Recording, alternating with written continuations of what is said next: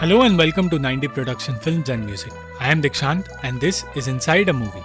अगर आप इस चैनल पर नए आए हैं तो चैनल को सब्सक्राइब करना और बेल आइकन दबाना मत भूलना।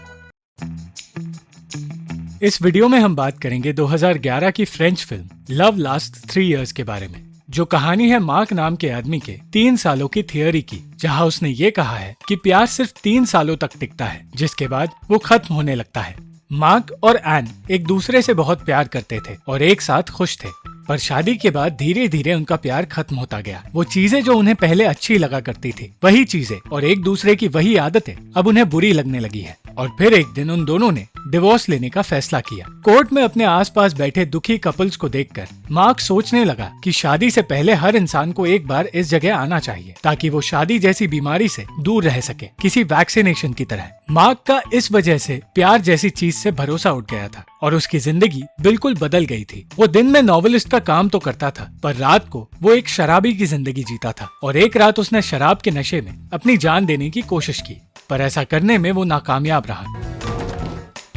36 घंटों बाद उसकी आंखें खुली और उसने एक नॉवेल लिखना शुरू कर दिया, जिसमें उसने अपने प्यार और शादी के बारे में लिखा। वो प्यार के खिलाफ हो चुका था और अपनी कहानी के जरिए उसने बुक में ये लिखा कि दुनिया में हर तकलीफ का कारण प्यार और शादी है। वो महीनों तक इस किताब और शराब में डूबा रहा और आखिरकार उसकी किताब पूरी करते ही उसने अपने पब्लिशर को कॉल किया। वो एक ऐसी जिंदगी जीने लगा था जिससे वो खुश भी नहीं था, पर उसे अब हर चीज बुरी लगने लगी थी। एक दिन उसके घर एलिस आई, जो उससे किसी बारे में बात करना चाहती थी। एलिस से मार्क कुछ महीनों पहले मिला था, जब वो अपनी नानी के फ्यूनरल पर गया था। मार्क के माता पिता का भी डिवोर्स हो चुका था और मार्क के आसपास सिर्फ टूटे रिश्ते ही रहे हैं। तब उस फ्यूनरल में अचानक एलिस जोर से हंसी और इस तरह मार्क की नजर उस पर पड़ी। एलिस मार्क के कजिन एंटोइन की गर्लफ्रेंड थी। एक तरफ जहां मार्क डर कर रहने वाला आदमी था, तो दूसरी तरफ एलिस बिना डरे कोई भी बात कह देती थी और जानती थी कि उसके आसपास के मर्द उसके करीब आना चाहते हैं। मार्क और एलिस एक दूसरे से बातें करने लगे और उस वक्त उन्हें समझ आया कि उनकी पसंद काफी मिलती है। वो धीरे धीरे एलिस से प्यार करने लगा और यही उसकी गलती थी। आज एलिस उसके घर उससे ये कहने आई थी कि उनके बीच कुछ नहीं हो सकता, क्योंकि वो उसके कजिन की गर्लफ्रेंड है। पर मार्क जानता था कि एलिस भी उसे पसंद करती है, इसलिए उसके घर तक आई है। एलिस ने देखा कि मार्क गंदगी में जी रहा है और उसकी हालत बहुत बुरी है। उसने ये भी देखा कि उसका पैर टूट चुका है, जिसके बारे में वो जानता भी नहीं था, और इसलिए वो उसे हॉस्पिटल ले जाने लगी। हॉस्पिटल में डॉक्टर के पास एलिस उसे छोड़कर वहाँ से चली गई और जाते जाते कह गई कि वो दोनों उस दिन के बाद वापस कभी नहीं मिल सकते।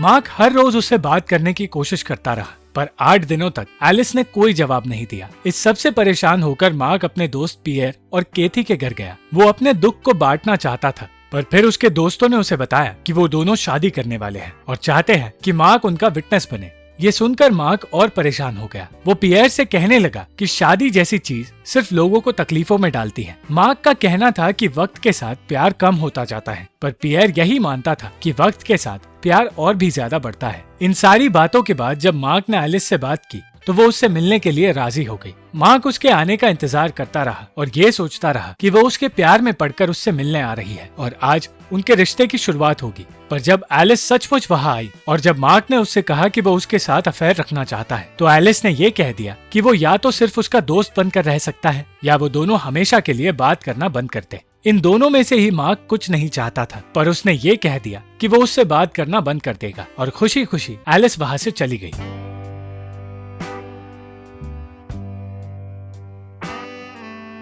ये बात जब मार्क ने अपने दोस्तों को बताई, तो उन्होंने उससे कहा कि चाहे जो हो जाए उसे एलिस को कॉल नहीं करना है। पर मार्क से रहा नहीं गया और उसने एलिस से मिलने का फैसला कर लिया। और जब वो एलिस के पास गया, तो ना चाहते हुए भी अचानक एलिस और उसका अफेयर शुरू हो गया।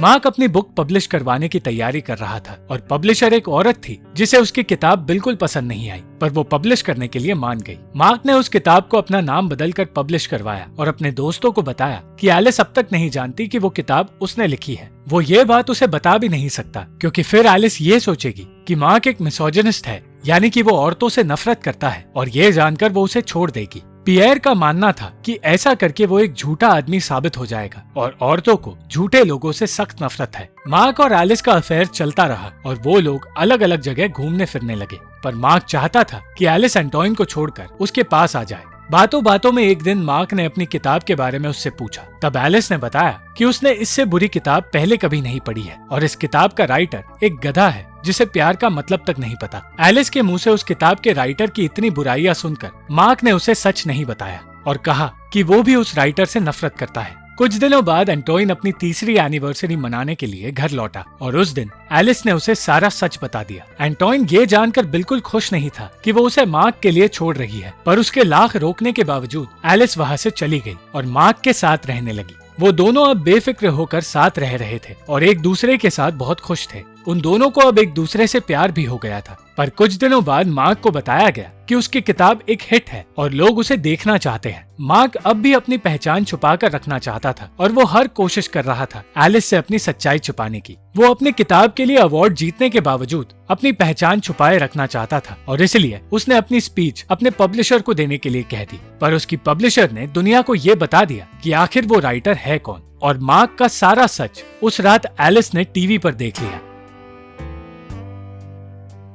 मार्क की पहचान जानकर सारी लड़कियां उसकी दीवानी होने लगी थी, पर वो जानता था कि घर जाने पर उसके साथ क्या होने वाला है। एलिस अब उससे नफरत करने लगी थी और उसने उसे छोड़ने का फैसला कर लिया था। उसने कहा कि उसकी किताब का टाइटल चाहे लव लास्ट 3 years हो, पर मार्क के साथ कोई भी लड़की 3 साल के लिए भी प्यार नहीं कर सकती। और उस रात एलिस उसे छोड़कर वापस एंटोइन के पास चली गई। मार्क अपने पिता और उनकी गर्लफ्रेंड से मिलने गया और तब उन्होंने पहली बार मार्क से बातें की, पर उसे संभालने की जगह वो अपने और अपनी गर्लफ्रेंड यूलिया के रिश्ते के बारे में उससे बातें करने लगे और मार्क ये सब कुछ सुन नहीं पाया। वहाँ से वो अपनी माँ से बात करने गया जो अपनी कामयाबी की बातें करने लगी और मर्दों की बुराइयां करने लगी। और हर जगह मदद ढूंढने के बावजूद मार्क को बेहतर महसूस नहीं हो रहा था। एलिस को भूलने के लिए मार्क अलग अलग लड़कियों के साथ वक्त बिताने की कोशिश करने लगा, पर हर किसी में वो सिर्फ एलिस को ढूंढ रहा था। कुछ महीनों बाद पियर और केथी की शादी की रात आई, पर एक सच ऐसा था जिसके बारे में सिर्फ मार्क और उसका दोस्त जॉर्ज जानते थे। वो सच ये था कि जॉर्ज और केथी का अफेयर चल रहा था और केथी जिस बच्चे के साथ प्रेग्नेंट थी वो बच्चा जॉर्ज का है। तब पियर और केथी की प्यार भरी बातों को सुनकर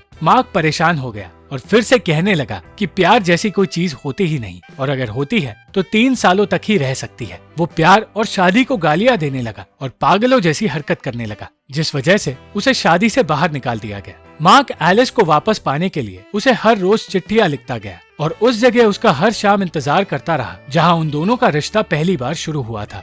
एलिस हर चिट्ठी पढ़कर उसे जलाने लगी, पर कभी कभी वो भी छिपकर मार्क को देखने जाया करती थी। एक दिन मार्क को उसकी किताबों के बारे में बात करने के लिए एक शो में बुलाया गया और उस शो में अचानक कैमरा की तरफ देखकर मार्क एलिस तक मैसेज पहुंचाने लगा। वो राइटर जो प्यार की बुराइयां करता था और जिसकी बातें लोगों को बकवास लगती थी, आज टीवी पर दुनिया के सामने हार मान रहा है और अपनी गलतियां मानकर ये कह रहा है कि उसे सच्चा प्यार हो गया है और सच्चा प्यार कभी खत्म नहीं होता। वो एलिस से सच्चा प्यार करता है और ये सारी बातें कहकर वो खुद का मजाक उड़ाने लगा, क्योंकि वो खुद वैसा ही बन गया है जैसे लोगों का वो अपनी किताबों में मजाक उड़ाया करता था। उसकी बातें सुनते ही एलिस उस टीवी शो के सेट पर चली गई और मार्क को ढूंढने लगी। वो फिर से मार्क के पास आ गई थी, पर फिर हमें पता चलता है कि ये सब कुछ मार्क की इमेजिनेशन थी और एलिस ने उसकी बातें सुनी तो है, पर वो कभी वापस आई ही नहीं। मार्क को समझ आ गया था कि उसने जिंदगी में कभी प्यार को ठीक से समझा ही नहीं और इसलिए उसने प्यार को सही तरह समझने के लिए अलग अलग मशहूर राइटर्स के इंटरव्यूज लेने शुरू किए और प्यार पर उसने एक डॉक्यूमेंट्री बनाई। जब उसने ये फिल्म अपने दोस्त जॉर्ज को दिखाई तो जॉर्ज ने बताया कि उसे अभी अभी पता चला है कि वो गे है और एक आदमी से शादी करना चाहता है। एलिस और मार्क को अलग हुए अब 3 साल बीत चुके थे और एलिस को अब एंटोइन के पास रहना अच्छा नहीं लग रहा था। उसे जॉर्ज की शादी का इनविटेशन मिला, जिसे देखते ही वो एंटोइन से माफी मांगकर वहाँ से भाग निकली और मार्क के पास जाने लगी। एंटोइन को उसने दूसरी बार छोड़ दिया। दूसरी ओर मार्क शादी में अलग अलग चीजें देख रहा था, इस उम्मीद में कि वो एलिस के बारे में सोचना बंद कर दे। वो शादी बहुत ही अजीबोगरीब थी। और शादी होते ही मार्क ने कहा कि उसके पास उस जोड़ी के लिए एक सरप्राइज है। पियर ये सोचकर डर गया था कि वो उसकी शादी की तरह ही जॉर्ज की शादी भी खराब कर देगा, पर ऐसा कुछ नहीं था। वो शादी में उस सिंगर को लाया जो एलिस का मनपसंद सिंगर था, और जैसे ही उस सिंगर ने गाना शुरू किया वहाँ एलिस आ पहुंची। मार्क को यकीन नहीं हो रहा था कि 3 सालों बाद एलिस सचमुच उसके सामने आ गई है, और फिर अंत में वो दोनों मार्क के 3 सालों वाली थ्योरी को गलत साबित करके हमेशा के लिए साथ रहने लगे और एक दूसरे से पहले से भी ज्यादा प्यार करने लगे। Thank you for watching the video. अगर आपको ये वीडियो पसंद आई तो लाइक, शेयर और कमेंट जरूर करना, और चैनल को सब्सक्राइब करना मत भूलना।